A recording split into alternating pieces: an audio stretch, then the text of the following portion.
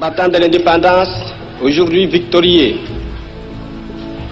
je vous salue au nom du gouvernement congolais.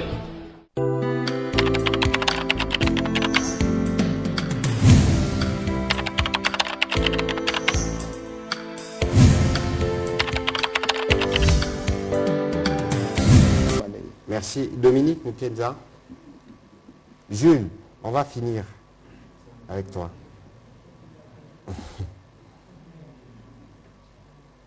Il est où, Dominique? Il est Voilà, Dominique, il faut faire vite. Nous devons libérer l'antenne pour le journal, s'il vous plaît. Merci, Son Excellence. J'ai une seule préoccupation, je la pose au porte-parole du gouvernement. Il y a blocage dans la désignation des animateurs de la CENI. C'est dialogue... l'état de siège. Bon. Non, c'est pourquoi je demandais ça à vous. Le dialogue pour dégager un consensus piétine. À la place, nous assistons à des correspondances. Les confessions se réunissent séparément. Quel est votre commentaire là-dessus? Mais quel commentaire vous voulez que je vous donne, cher Dominique? Le Premier ministre a répondu à cette question au cours de sa dernière sortie dans le cadre de 100 jours. Nous, comme gouvernement, qu'est-ce qui est attendu de nous dans le cadre du processus électoral? Les financements, la mise à disposition de moyens pour la Commission électorale nationale indépendante. Aujourd'hui, le gouvernement n'a aucune responsabilité dans les choix des animateurs de la CENI. Nous suivons avec attention la question, vous avec nous sûrement. Et lorsque les gens parlent de dialogue, mais de quel dialogue on parle encore? Pour parler de quoi? Vous vous souvenez qu'il y a même pas une année, le président de la République a initié des consultations plurielles qui ont pris 1 mois. Il a parlé avec toutes les forces représentatives du pays, les forces politiques, les forces sociales. Et au terme de ces consultations, il est ressorti un plan qui veut que les élections se tiennent entre autres dans les délais, parce que nous tous, nous avons convenu. Il y a un gouvernement de l'Union sacrée qui a été mis en place avec toutes les forces qui ont été consultées. Alors un dialogue pour parler de quoi? Pour parler de l'organisation des élections ou pour parler de quoi? Bon, peut-être que le moment venu, il faut spécifier la question, mais ici, ça doit être clair. La volonté du gouvernement, c'est dit et redit, nous voulons faire les élections dans les délais. C'est aussi ici l'occasion de réitérer l'appel que le Premier ministre a lancé aux différents acteurs qui sont impliqués dans ces processus. Ils doivent se dépasser. Ils doivent se surpasser parce que nous avons le temps qui court. Parce que je lis à gauche, à droite, on parle des glissements. Si vous pensez, si on vous dit que le gouvernement planifie les glissements, c'est une grosse erreur, un fake news. Nous travaillons dans la perspective de l'organisation des élections dans les délais impartis. Ça doit être bien clair et bien noté. Mais donc, pour arriver au dénouement du processus électoral, il y a des processus par lesquels nous passons qui sont fixés du reste par l'Assemblée nationale. Les différentes composantes sont en pleine discussion. Nous espérons qu'ils vont faire vite pour permettre au gouvernement d'avoir un interlocuteur avec lequel avancer sur le processus électoral. Rachel Kitita. Mandala.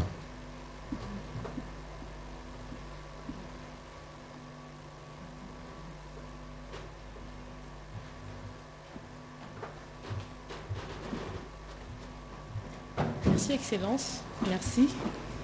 Je n'avais pas prévu une question, mais voilà, vous m'avez donné l'occasion d'y jouer directement. Alors, Monsieur le ministre des Droits humains, ma question va directement par rapport à l'affaire de déplacement des bandits que nous appelons communément Kounouna vers Kanyamaka CC. Alors, depuis un certain temps, on a vu une 3e vague qui est allée à Kanyamaka CC. On en parle, mais moi, j'aimerais savoir par rapport au respect des droits humains. Dans quelles conditions vivent-ils à Kanyamaka CC? Nous apprenons qu'il y a des fuites, il y en a qui quittent ces camps, qui rentrent à Kinshasa. Comment est-ce qu'ils sont pris en charge? Devons-nous considérer Kanyamaka CC comme une autre forme de prison? Mais dites-nous réellement dans quelles conditions ces personnes qui sont transportées de Kinshasa vers Kanyamaka CC vivent. Merci. Merci. Ça sort un peu du sujet, mais je crois que c'est une question que les gens se posent beaucoup. Oui. Le ministre des Droits humains va vous dire, de toute façon, sur cette question, il faut retenir une chose, c'est la volonté de ramener la sécurité dans nos milieux urbains. À tous les conseils de ministres, si vous suivez bien, nous parlons de l'état de territoire et on nous rapporte que dans les villes comme Kinshasa, Matadi, d'où vient le ministre Pouela, ou encore Lubumbashi, il y a une hausse de cas de criminalité. Et la volonté du gouvernement, c'est justement de voir comment vider les centres urbains et donner la perspective à ces jeunes qui s'égarent. Mais je laisse le ministre des Droits humains continuer la question et puis on va prendre les autres questions sur le sujet du jour. Merci beaucoup Madame Laurette Mandala, c'est un plaisir de vous retrouver. La question est très délicate. Il est important que les Congolais vivent en paix chez eux. Et le Kuluna, c'est un phénomène très nocif pour notre société et il est important aujourd'hui infesté de ce phénomène. Et ce phénomène qu'on a entretenu, malheureusement, nous pose des problèmes. Mais à l'état actuel de choses, nous venons d'arriver aux affaires, c'est vrai, nous avons 100 jours, nous avons commencé par faire la ronde des différentes maisons carcérales, encore que nous n'avons pas encore fini. Nous programmons avec l'accord de son Excellence, Monsieur le Premier ministre, d'effectuer un tour. Si je vous parlais des conditions de Niamakassé, c'est maintenant, je serais un menteur, parce que je ne suis pas arrivé, mais il y a un programme, c'est prévu que nous puissions nous y rendre certainement. Mais ce serait bien d'ailleurs de prendre une délégation de journalistes. Des journalistes, oui, qui pourront nous accompagner. De leurs propres yeux. Ouais. On va prendre Israël Moutala. Partout où les Américains sont passés, on sait très bien qu'ils n'ont pas su imposer la paix. Est-ce que ce n'est pas une erreur de la part de la RDC?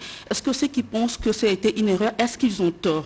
La deuxième question concerne justement les auditions qu'il y a eu dernièrement à l'Assemblée nationale. À l'issue de ces auditions, le président de la Commission Défense et Sécurité a relevé le fait qu'il y a nécessité que certains détails soient recadrés. Alors au niveau du gouvernement central, quelles sont les failles que vous avez relevées? Et puis la dernière préoccupation, c'est que c'est vrai, on enregistre des redditions, mais le plus grand problème, c'est l'encadrement de ces éléments. Parce que tout récemment, Ituri s'est rendu, étaient en train de se plaindre, ils étaient abandonnés à leur sort, il n'y avait pas de financement de la part du gouvernement. Et puis les programmes de démobilisation et réinsertion, on en a connu dans ce pays, mais pas vraiment de résultats, on n'a pas atteint les résultats attendus. Est-ce que vous pouvez nous rassurer que cette fois-ci, ça sera la bonne? Merci, Monsieur le Ministre. Vous avez posé finalement 3 ou 4 questions, il n'y a pas de problème. On va commencer par la dernière. J'ai parlé tout à l'heure de l'ordonnance qui crée le programme DDRCS. J'ai parlé de la nomination de son animateur et de la nécessité pour nous de prendre en charge immédiatement ceux qui s'y rendent. Ils sont évalués, le Premier ministre l'a dit récemment dans sa communication, à 3524. Et chaque jour, il y a des redditions parce que les militaires continuent de travailler. D'ailleurs, mon collègue qui est à ma droite l'a constaté quand il était sur place. Et donc, mais pour ce qui concerne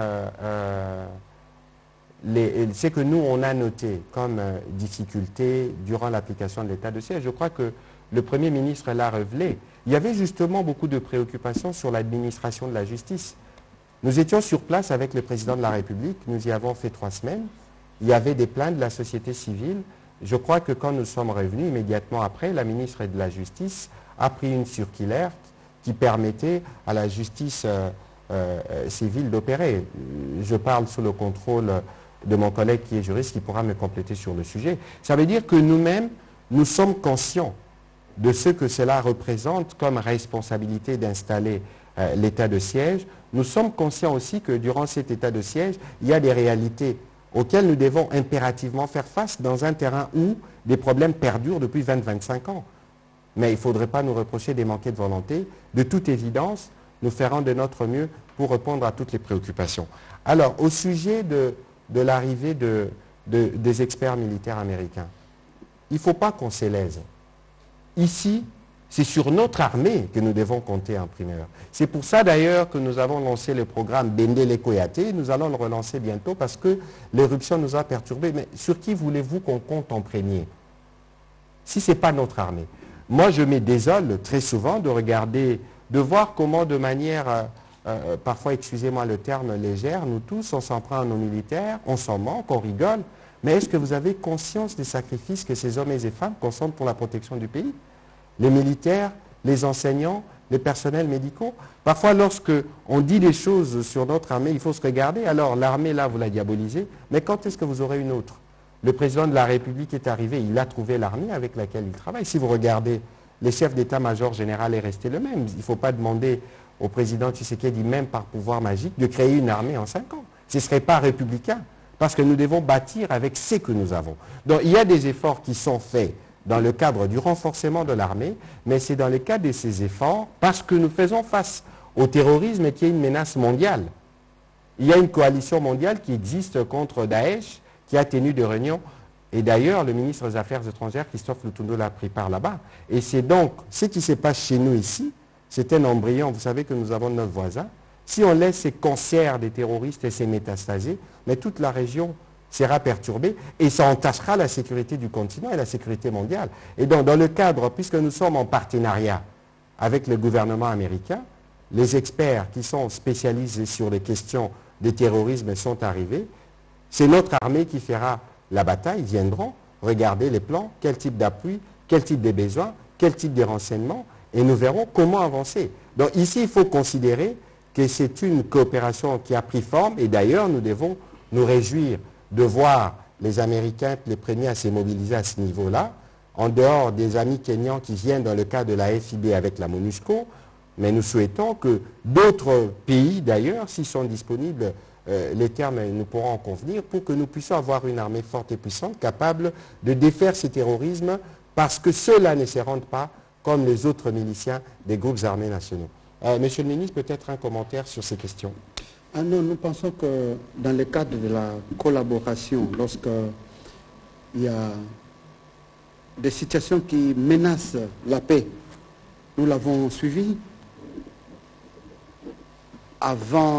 juste avant que l'ancien président de la République n'entre, ou lorsque la crise s'était exacerbée, on avait fait appel à d'autres forces étrangères, les forces zimbabwéennes, les forces angolaises, nous nous en souvenons. Je pense que tout est question de volonté, question d'encadrement. Ce n'est pas parce qu'on fait appel à des forces ou à des experts étrangers qu'on va hypothéquer notre souveraineté nationale. C'est une question de bon sens et de principe de savoir encadrer ce qui doit être fait. Mais cela dénote de la volonté expresse, la volonté du chef de l'État à ne rien négliger, à tout mettre sur la table, à tout mettre de son côté pour que de son côté. Elle peut mener un processus de paix. Monsieur le ministre des Droits humains, quel état faites-vous du respect des droits de l'homme dans les 2 provinces sous état de siège? Surtout que l'ONU a noté ces derniers jours la multiplication des détentions, les cas d'un militant de la lucha, ça fait maintenant 1 mois. Il y a aussi des exécutions extrajudiciaires, telles que dénoncées régulièrement. Quel état faites-vous par rapport à cela? Merci. Exécution extrajudiciaire, je crois que je n'en ai pas entendu parler moi, mais pour vous répondre à votre première question, vous savez, le docteur Mukwege, je l'ai rencontré à Bukavu. C'est une des voix congolaises qui porte le plus et nous sommes tous fiers de son combat. À ma suite d'ailleurs, le collègue qui a séjourné à Bukavu a aussi eu l'occasion de le rencontrer. Donc il a des avis qui comptent. Je voudrais simplement relever à l'attention de tous ici que nous voulons vivre dans un pays réconcilié où tout le monde a un passé. Je ne voudrais pas commencer à citer les noms des rebelles ou d'anciens chefs rebelles pour ressasser le passé de chacun. Aujourd'hui, le plus important pour nous, c'est de regarder l'avenir. Parce que le profil de celui qui doit diriger le programme des DRCS, c'est un profil qui doit répondre à un certain nombre de critères. On pourra organiser peut-être, le moment venu, vous donner le curriculum vitae de M. Tommy Tambwe qui a été nommé. Vous pourrez voir que dans son parcours, il a le bagage qu'il faut, il parle les langues locales, il connaît la situation. Et après, s'il faut regarder sur le passé de chacun de nous, on trouvera toujours des choses à redire. Mais ici, il faut regarder la volonté qu'il y a et les demandes pressantes qu'il y avait au niveau de l'état-major général de prendre en charge, parce que les militaires sont en opération, les rendus qui sont regroupés depuis déjà plusieurs mois, parce que depuis le début de l'état de siège, on enregistre des rendus tous les jours. Ces rendus doivent être pris en charge et versés dans un programme qui leur permettra de réintégrer la vie civile. Nous voulons plutôt nous focaliser sur ces besoins-là, y apporter les réponses pour permettre à nos militaires d'être soulagés progressivement au fur et à mesure qu'ils récoltent le nom de rendu. Monsieur le ministre. Merci beaucoup. L'état des lieux des droits de l'homme dans ces deux provinces, il y a des avancées. Lorsque vous parlez des exécutions extrajudiciaires, je ne sais pas si vous avez un cas précis. Ne parlez pas des abus qui peuvent arriver, mais quand vous parlez de l'exécution, ça a une lourde charge émotionnelle. Et qui a été exécuté et par qui? C'est dans les rapports du Bureau conjoint des Nations Unies aux droits de l'homme. Non, on ne parle pas d'une justice, par exemple, ou d'un peloton organisé pour exécuter. Il y a des bavures qui peuvent arriver, parce que vous n'allez pas dire pendant qu'on mène des actions, vous avez des militaires qui voient en face des ennemis, parce qu'ils sont en train de combattre pour pacifier le pays. Vous n'allez pas parler d'une exécution, ça c'est la guerre, parce qu'on doit pacifier le pays. Mais en notre sens, parce que nous avons quand même des représentants sur le terrain, on n'a pas appris, parce qu'il y a eu, souvenez-vous, un journaliste, malheureusement, qui a très mal compris les propos de son Excellence, Monsieur le gouverneur militaire du Nord Kivu, qui a relayé une information selon laquelle il n'y aurait plus de place dans les prisons de Goma et que quiconque serait attrapé en flagrant délit de vol serait pendu haut et court. C'était très mal rendu et c'était faux. Vous êtes rendu compte que nous avons fait un communiqué et les gouverneurs militaires avaient directement fait un démenti à travers son porte-parole que nous saluons. D'ailleurs, je sais qu'il est en train de nous suivre. Donc vous pouvez être rassurés là-dessus. Il y a des grands efforts qui sont fournis. Mais ce n'est pas du jour au lendemain. Une situation qui était critique pendant très longtemps, on ne va pas la résoudre du jour au lendemain. Mais il y a des efforts, je l'ai dit dans mon mot d'introduction, on ne nous reprochera pas de manquer de volonté. Mais aussi, nous devons savoir que de plus en plus, et vous le suivez, chaque fois que le chef de l'État sort, il parle de la justice transitionnelle. Pour revenir au premier aspect de votre question. La justice transitionnelle voudrait, contrairement à la justice classique, de mettre l'accent sur les victimes des crimes graves. Dans les jours qui viennent, vous entendez parler d'un établissement public qui verra le jour, un fonds d'indemnisation, un fonds de réparation des crimes graves. Et il y a des piliers dans la justice transitionnelle. Il y a la réparation. Aujourd'hui, on peut parler d'une personne impliquée dans tel conflit ou tel autre conflit, encore que sur le plan des droits de l'homme, il y a toujours eu ce qu'on appelle, tant que la culpabilité n'a pas été établie par un jugement coulé en force des choses jugées, tout reste dans le cadre des spéculations. Mais il est important qu'on soit regardant. Aujourd'hui, avec plus de 14% de cas positifs ou d'avancées dans le cadre du respect des droits de l'homme, nous devons embrayer sur cela pour ne pas toujours être prompt, ne pas toujours être pressé de parler de tout ce qui est négatif. 14%, c'est quand même beaucoup et nous avons reçu des félicitations des différents partenaires. Nous devons avancer dans ce sens-là, le pays vers le bas, parce qu'avec l'amélioration des droits humains, ça nous donne beaucoup d'avantages, même dans le cadre de la coopération multilatérale comme bilatérale. Je vous remercie. Voilà, prochaine question, Élisée Odia.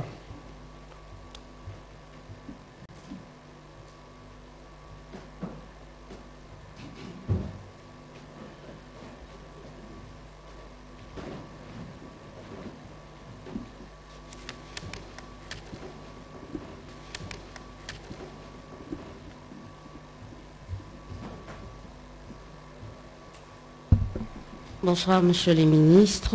Toute personne qui s'attaque à l'état de siège sera interpellée, jugée, entendue et condamnée. Ces affirmations ne sont pas de moi, mais du porte-parole du gouverneur militaire du Nord Kivu. N'est-ce pas là une preuve que les droits de l'homme ne sont pas respectés ou sont en passe d'être violés dans ce coin du pays? Merci beaucoup. Je pense que je l'ai dit. Il n'y a pas, dans un état dit de droit, ou dans un état qui se veut de droit, il n'y a pas d'infraction, il n'y a pas de peine qui n'ait été prévue par la loi. Faire le contraire, c'est aller à l'antipode de l'état de droit. Il peut arriver des écarts de langage. Ça peut arriver à quiconque. Mais dans les plans de l'arsenal juridique, nullum crimen nulla povena sine lege. C'est-à-dire, il n'y a pas d'infraction, il n'y a pas de peine qui n'ait été prévue par la loi. Je pense qu'on ne peut pas se focaliser sur des propos peut-être qui sont sortis comme ça, mais en termes d'état de siège et dans un état de droit, il n'y aura pas d'infraction qui n'ait attaqué l'état de siège. Dans quel sens? Faire des critiques, mais pendant l'état de siège, la liberté de penser, la liberté d'expression ne sont pas annihilées. Je voudrais sur cette question justement, j'ai devant moi, je crois qu'on vous l'a distribué, l'ordonnance portant mesures d'application de l'état de siège sur une partie du territoire. Je veux vous lire quelques dispositions. Article 4. Dans l'accomplissement de leur mission, les autorités provinciales militaires sont investies des prérogatives exorbitantes de la légalité normale, dans la limite du respect de la dignité humaine, du respect de la vie et de la propriété privée. Elles ont notamment le pouvoir, il y a plusieurs points, parmi lesquels interdire les publications et les réunions qu'elles jugent de nature à exciter ou à porter atteinte à l'ordre public. Interdire la circulation des personnes ou des véhicules dans les lieux et heures qui fixent. Je vous donnerai les documents après. C'est pour vous dire qu'il ne faut pas confondre. L'état de siège, on arrive à l'état de siège lorsqu'une partie de l'intégrité du territoire est menacée. Ce n'est donc pas un état normal. C'est justement le fait que les choses se soient passées telles qu'elles se soient passées, parce que nous avions reçu beaucoup de critiques au début de l'état de siège. Les gens pensaient que ce serait une ouverture pour des abus, entre guillemets. Vous avez vu que les abus qui étaient attendus ne sont pas arrivés, parce que ce n'est pas cela l'esprit.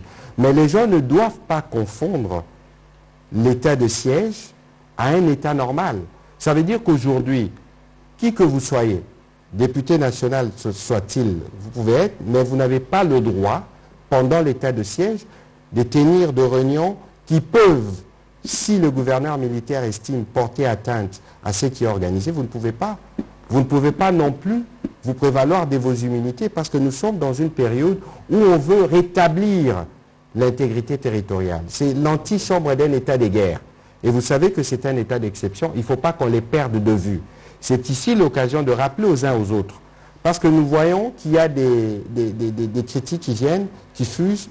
Il faut toujours garder ça à l'esprit. Je crois que je vais organiser, quand vous redistribue l'ordonnance sur l'état de siège, qui vous donne l'ordonnance portant mesures d'application de l'état de siège, pour qu'à chaque fois que vous entendrez des choses dites dans les provinces du Nord Kivu ou de l'Ituri par qui que ce soit, que vous preniez le soin vous-même de regarder si c'est conforme, parce qu'il est aussi dit, je ne suis pas juriste, que nul n'est censé ignorer la loi. Votre deuxième question, et puis on va progresser parce qu'on doit libérer l'antenne. Est-ce qu'on a le droit de critiquer, oui ou non, l'organisation, le déroulement de l'état de siège? Je crois que depuis le début, il y a des critiques. Mais pourquoi pensez-vous que les membres du gouvernement sont passés devant la commission défense de l'Assemblée nationale? Pourquoi pensez-vous que nous venons nous exprimer ici? Pourquoi pensez-vous que le porte-parole de l'armée et de la police était avec moi ici pour s'exprimer? C'est pour vous dire que nous connaissons la sensibilité du sujet. Nous tenons aux libertés. Le président de la République est lui-même issu d'un parti qui a fait le combat pour la liberté, justement. Et donc nous ne pouvons en aucun cas œuvrer pour mettre à mal la liberté de certains compatriotes.